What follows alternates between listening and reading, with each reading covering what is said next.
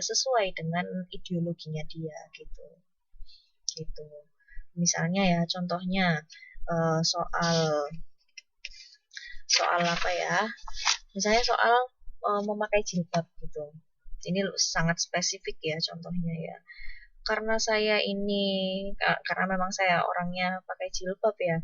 Nah, makanya saya akan lebih mendengarkan orang yang ngomongin soal bagaimana cara estetika untuk menggunakan jilbab supaya terlihat cantik di depan orang-orang kayak gitu, daripada saya mendengarkan orang yang pakai jilbab itu nggak ada gunanya gitu.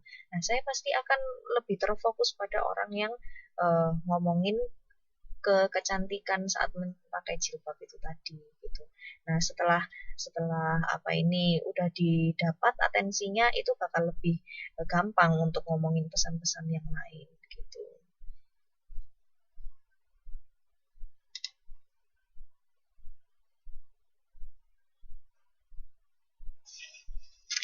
Nah, udah selesai di kegiatan belajar 4, kemudian kita loncat ke kegiatan belajar maksud saya tadi kegiatan belajar 3, terus sekarang kita ke kegiatan belajar keempat, yaitu tentang gaya pesan dan imbauan pesan.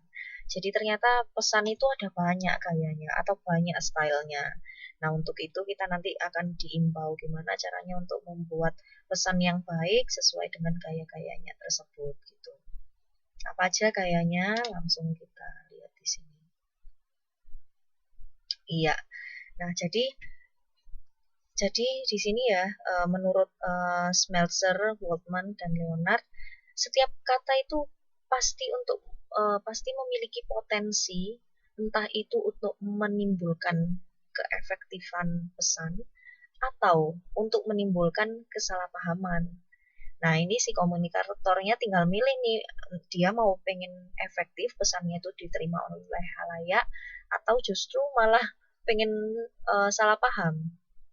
Kalau normally biasanya ya jelasnya yang efektif dong dibandingkan dengan kesalahpahaman.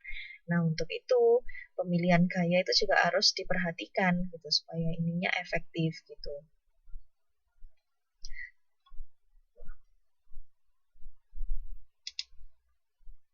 Tes. Halo, tes. Dengar ya? Halo, tes.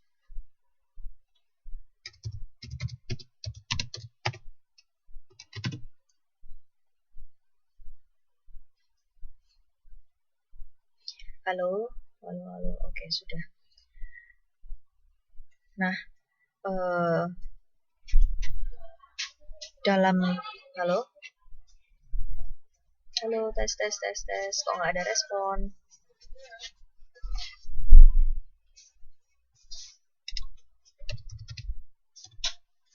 Oke. Nah, untuk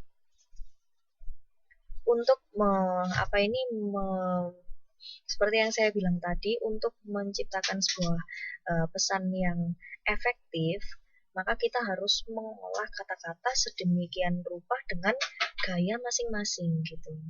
Jadi mungkin bisa aja pesannya itu sama tapi gayanya berbeda. Misalnya saya ngomongin soal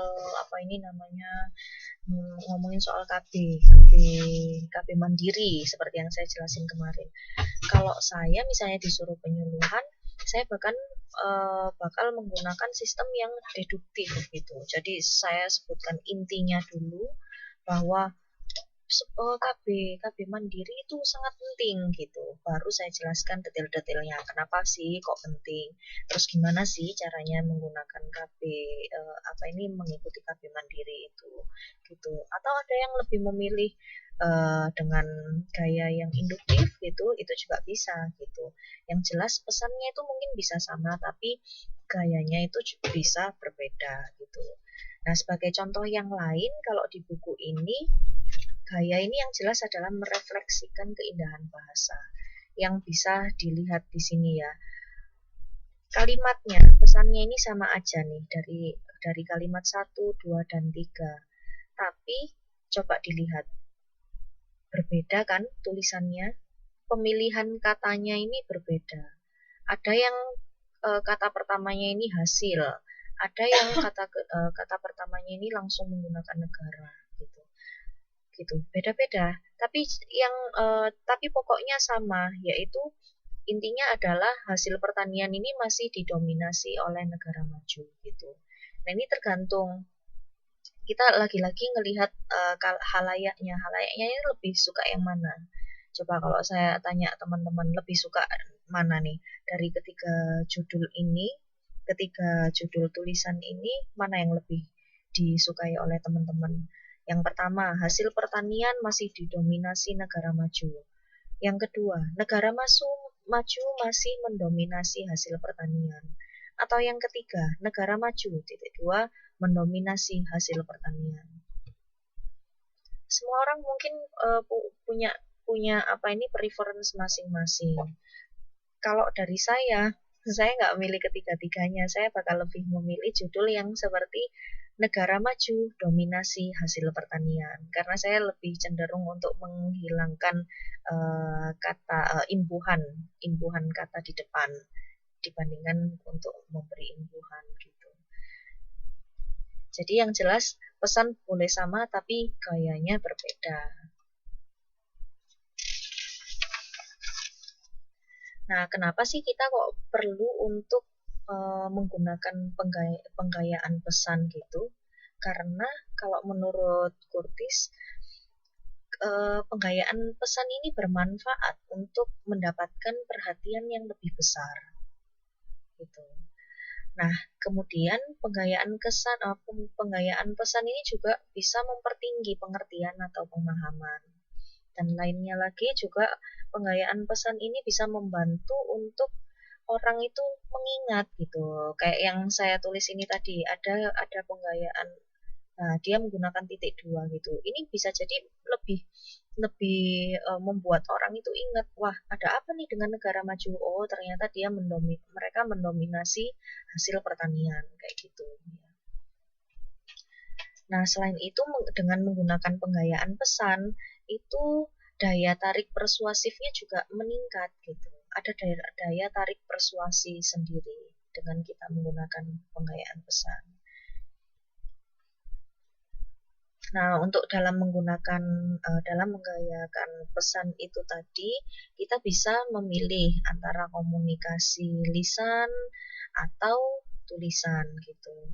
Bedanya seperti apa? Bedanya seperti di bawah ini. Kalau kita menggunakan gaya tulisan itu biasanya lebih formal. Jadi kita ada struktur, ada isi gitu. Itu tuh lebih runut dan lebih panjang biasanya kalau di gaya tulisan daripada di gaya yang lisan. Karena kadang-kadang kalau lisan itu kan nggak terkontrol ya. Kita kan nggak seperti komputer yang kalau misalnya kita ketik ABC sampai Z gitu keluarnya juga itu gitu.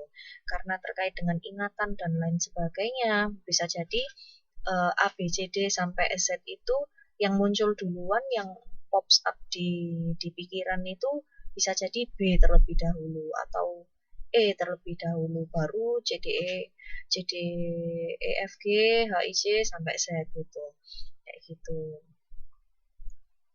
Nah kemudian kalau lisan itu lebih berulang-ulang, jadi kita bisa bisa lebih menekankan di lisan. Sedangkan kalau di tulisan itu pasti bakal bosen ya kalau kita melakukan pengulangan terus-menerus. Makanya itu biasanya yang lisan itu lebih berulang-ulang. Dan biasanya juga kalau misalnya di dalam tulisan itu kan orang bisa baca berulang kali di bagian mana yang dia pengen baca berulang kali itu. Makanya kalau lisan itu cenderungnya lebih mengulang. Nah, selain itu juga kalau lisan ini lebih personal. Lebih personal gimana? Karena kita bisa menggunakan bahasa tubuh, gerakan tubuh. Misalnya kita dengan membelalakkan mata ketika kita pengen halayaknya itu lebih antusias gitu, atau pengen memberikan kesan bahwa kita itu memperhatikan apa yang disampaikan oleh audiens gitu.